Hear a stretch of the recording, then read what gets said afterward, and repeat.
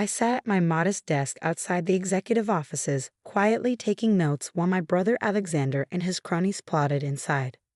Through the glass doors, I could see them lounging in leather chairs, drinking 18-year-old scotch at 2 p.m. on a Tuesday.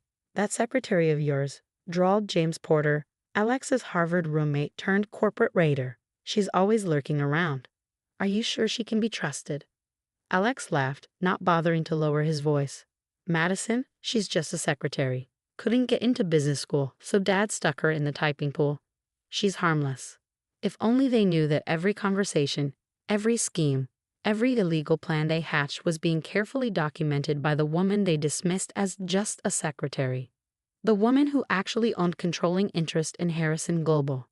"My name is Madison Harrison, though the shareholders know me only as MJ Harrison, the mysterious heir who inherited 51% of my father's company, the same company my brother was now plotting to steal. It started 3 years ago, when Dad died unexpectedly. Alex and I were both summoned to the lawyer's office for the reading of the will. My brother showed up in his usual bespoke suit, reeking of entitlement and expensive cologne. "Let's make this quick," he said, checking his Rolex. "I have a golf game at 3. Mr. Chen, Dad's longtime lawyer, adjusted his glasses. "Very well. To my son Alexander, I leave 20% of Harrison Global shares, his current position as vice president, and his trust fund." Alex's smug smile faltered. 20%? There must be some mistake. I'm the one who's been running the company. Mr. Chen continued as if he hadn't heard. "To my daughter Madison, I leave 51% of Harrison Global shares to be held anonymously through the MJ Harrison Trust." The silence was deafening. Then Alex exploded. "This is ridiculous. She's not even in business. She failed to get into Wharton, for God's sake." I kept my face carefully neutral, though inside I was smiling. What Alex didn't know was that I'd never actually applied to Wharton. That had been Dad's idea, a cover story while I completed my MBA at Stanford under a different name. Dad had seen what I saw. Alex's management of Harrison Global consisted mainly of taking clients to strip clubs and making risky deals to impress his fraternity brothers. The company was heading for disaster. "There's more," Mr. Chen said. "Madison will assume a position within the company to observe its operations firsthand. Her role and identity as majority shareholder will remain confidential until she chooses to reveal it." And that's how I became my brother's secretary. The perfect cover, who pays attention to the quiet woman taking notes in the corner, who suspects that the person fetching coffee actually owns the company. For 3 years, I watched and learned. Every time Alex charged personal expenses to the company, I documented it. Every time he made deals that benefited his friends at the shareholders' expense, I recorded it. Every time he harassed female employees, believing his position made him untouchable, I added it to my files. I worked late into the night, reviewing reports, analyzing financials, and quietly directing the board through carefully worded memos from MJ Harrison. While Alex played executive, I was actually running the company. "Madison." Alex's voice interrupted my thoughts. "Get in here." I grabbed my notebook and entered his office, the picture of secretarial efficiency. "Yes, Mr. Harrison. We need the Jensen merger documents by tomorrow morning. Stay late and get them done." He didn't even look up from his phone. "Of course, sir."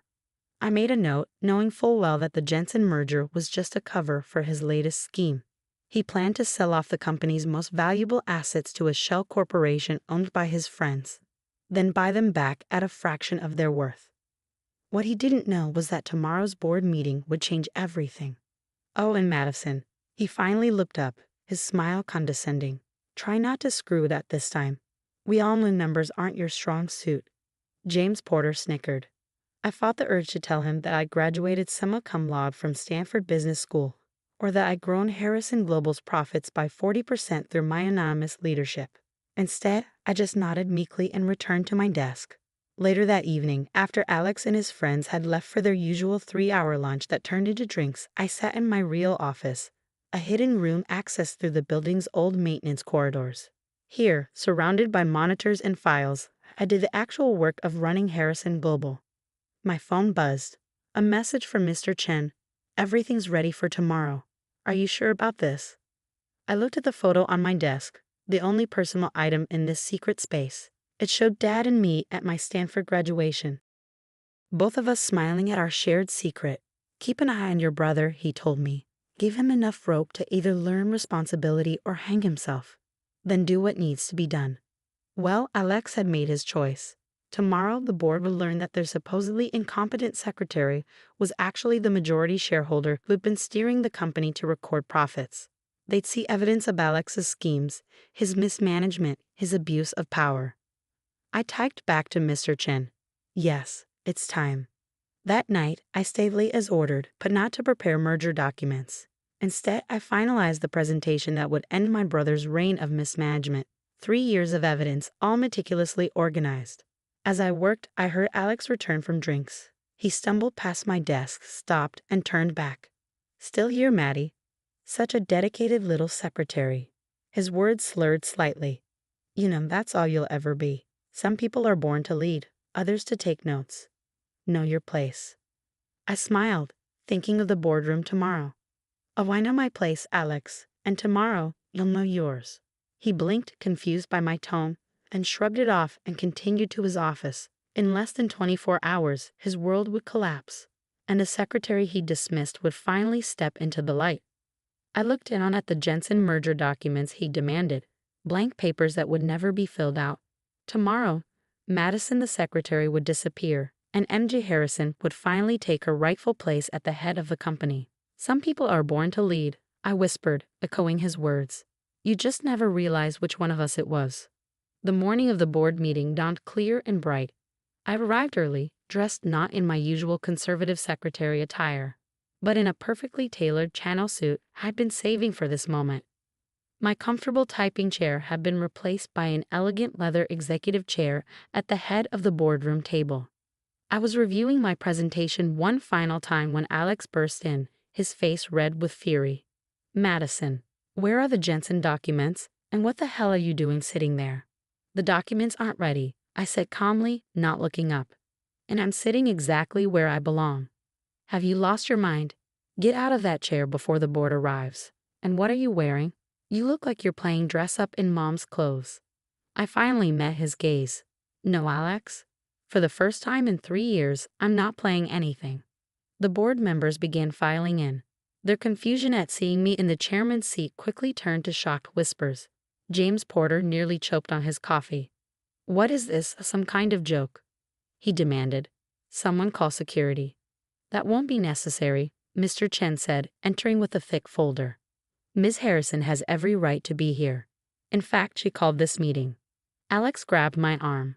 I don't know what game you're playing, but it ends now. Get back to your desk. I pulled free of his grip. Touch me again, and you'll be facing assault charges on top of everything else. Everything else?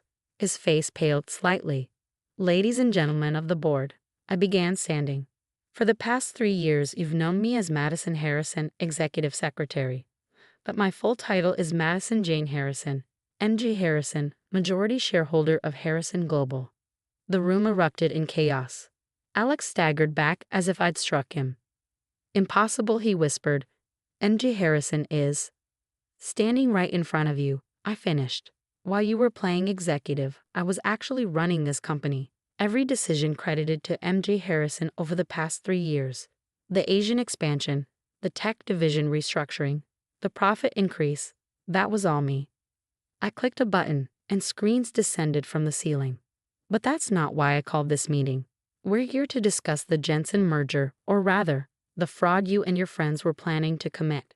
The screens filled with documentation, emails, financial records, recorded conversations. Alex's face went from red to white as his scheme was exposed in devastating detail. You've been spying on me, he sputtered. Observing, I corrected. Did you really think Dad would leave the company's future in your hands?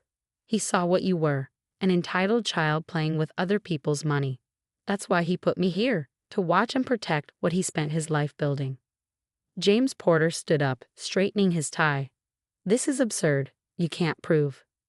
Actually, she can, Mr. Chen interrupted, distributing folders to the board members. Everything is thoroughly documented. The shell companies you created, the planned asset stripping, the kickbacks, all of it. You were never just a secretary, Alex said slowly, realization dawning.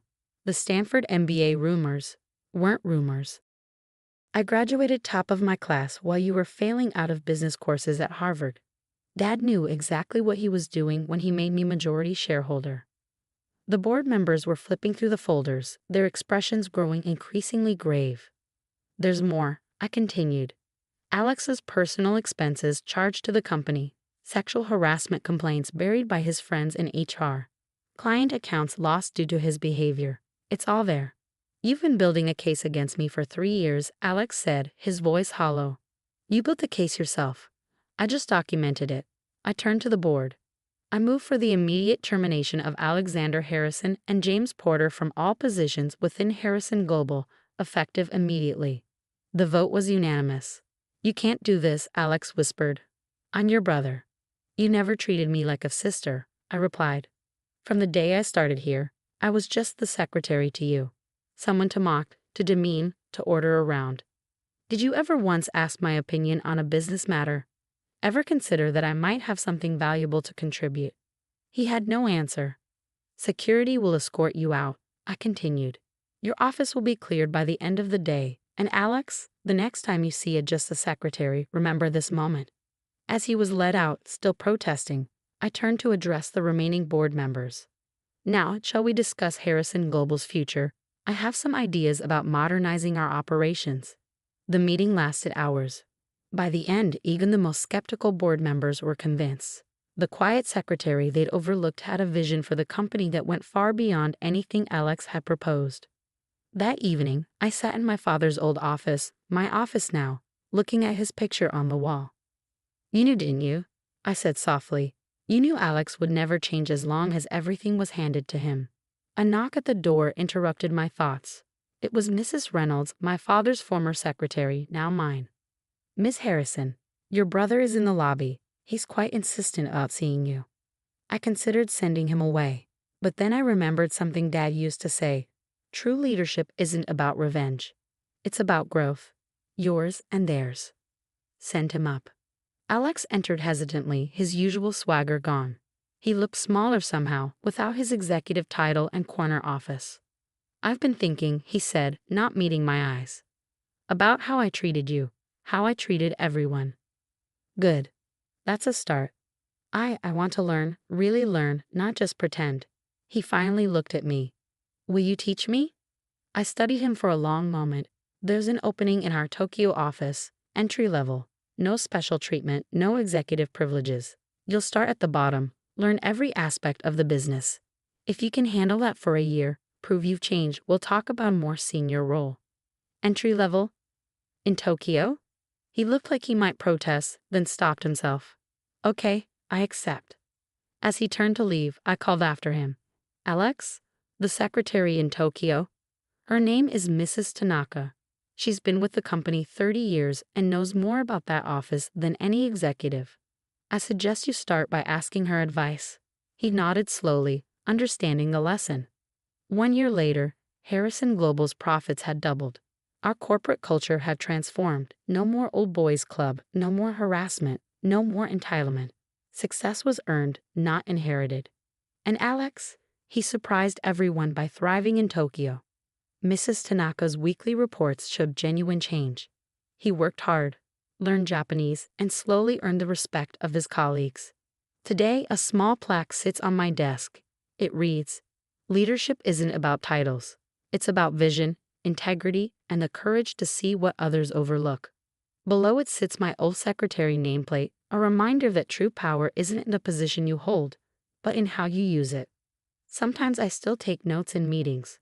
Old habits die hard, and good leaders never forget where they started. But now, when someone says, just a secretary, I smile, thinking of the day a quiet woman with a notebook brought down an empire of privilege and built something better in its place. After all, isn't that what secretaries do? We observe, we document, we organize, and sometimes we lead.